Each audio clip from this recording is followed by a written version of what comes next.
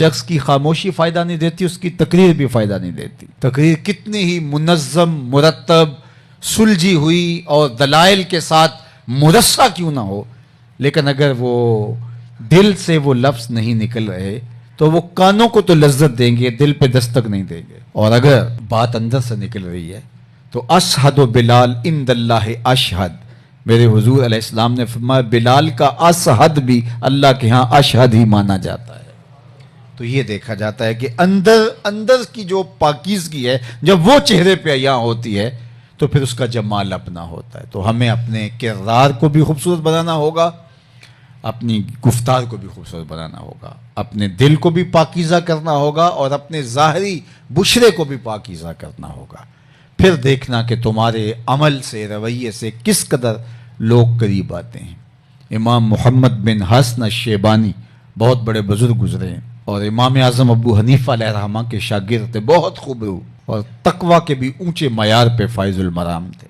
بصرے میں تشریف لائے تو عیسائی آپ سے مناظرے کے لیے تیار بیٹھے تھے اور کہہ رہے تھے مسلمانوں کا امام آئے توڑ کے رکھ دیں گے، سوالات کا جواب نہیں دے پائے گا، ہم بخی ادھیڑ کے رکھ دیں گے. امام محمد جب تشریف لائے تو نورانی امامہ، خوبصورت چہرہ، سیاہ داڑھی کا حالہ، جسم کے اوپر نورانی جبہ، جو ہی تشریف لائے تو وہ جو مناظر آیا تھا مناظرہ کرنے کے لیے، جب اس نے امام محمد کے چمکتے ہوئے چہرے کو دیکھا تو اس کے لبوں پہ کلمہ جاری ہو گیا.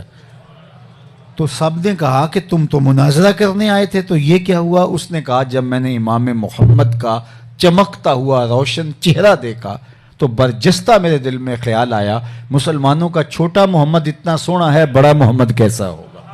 یہ شان ہے خدمتگاروں کی، سرکار کا عالم کیا ہوگا. تو یار ہم اتنے سونے ہو جائیں کہ ہمیں دیکھ کے لوگ مصطفیٰ پہ درود پڑھیں کہ جب یہ حضور کے غلام اس کردار کے مالک ہے تو آقا کی شان کیا ہوگی. لیکن اگر ہمارا کردار لوگوں کو اسلام کے راستے سے ہٹا دے کہ یہ مسلمان ہوا کرتے ہیں تو ہم رہے ایسی مسلمانی سے، تو پھر ہم دیکھیں کہ ہم کہاں کھڑے ہیں. اس لیے آج مسئلہ یہ ہے کہ مسلمانوں کو پہلے مسلمان بننے کی ضرورت ہے. کسی نے کہا تھا کہ مسلمانی در کتابوں مسلمانہ در گور، کہ مسلمانی کتابوں میں رہ گئی ہے اور مسلمان قبروں میں چلے گئے ہیں، اور ہم جو ہیں یہ مجسمے بیٹھے ہوئے ہیں. تو اگر ہم صحیح معنوں میں مسلمان ہو جائیں، کردار کے مسلمان ہو جائیں، پھر ہمارا کردار لوگوں پہ اثر انداز ہوگا. کبھی نہیں ہوتا، یہ کبھی نہیں ہوتا کہ آپ کے کردار میں جان ہو اور اس کا اثر نہ ہو، کبھی نہیں ہوتا. آپ اتر جائیں گے لوگوں کے دلوں کے اندر، آپ کی گفتگو اتر جائے گی. بہت بڑے عالم نہ صحیح، آپ کے شکستہ ٹوٹے لفظ بھی دلوں پہ دستک دیں گے. باتیں کانوں سے نہیں ٹکرائیں گی، دل پہ جا کے ٹھہریں گی، رکیں گی دل کے اوپر. لیکن اس کے پیچھے آپ کا کردار ہو، جو آپ کہہ رہے ہیں آپ کے اپنے عمل کا حصہ ہو.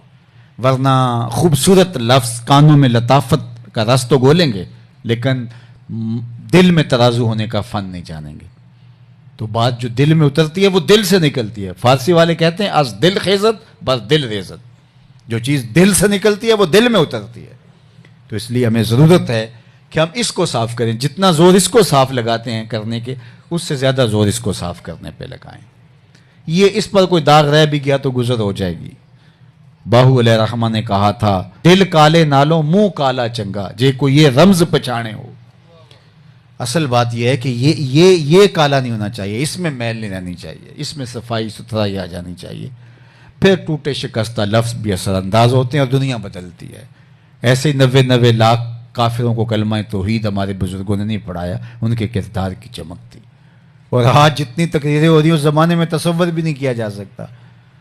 ہمارے الیکٹرانک میڈیا پہ، ہمارے سوشل میڈیا پہ لائیو تقریریں، جلسے جتنے آج ہو رہے ہیں، ماضی میں تو اتنا کچھ نہیں تھا. لیکن آج صرف کانوں کا تلذذ، لذت ہے کانوں کی، بس اس سے آگے کچھ نہیں ہے. باتیں اندر اترتی نہیں ہیں کیونکہ اندر سے نکلتی نہیں ہیں. تو جب خون جگر سے ڈوب کے لفظ آئیں گے تو پھر وہ دل پر پیوست ہوں گے اور من میں اتریں گے. اندر کچھ ہوگا کہ جو ہے وہ اندر کچھ اتر رہا ہے. تو اللہ مجھے بھی توفیق دے، آپ کو بھی توفیق دے کہ ہم اپنے کردار کی طرف زیادہ زور دیں. کردار ستھرا ہو گیا تو خیر ہے، پھر ہماری وجہ سے کوئی بندہ سیدھی راہ پہ آ گیا ٹھیک ہے، نہیں بھی آ گیا تو کوئی بات نہیں، ہم اللہ کے حضور اپنے کردار کی سچائی اور خوبصورتی لے کے پیش ہو جائیں گے۔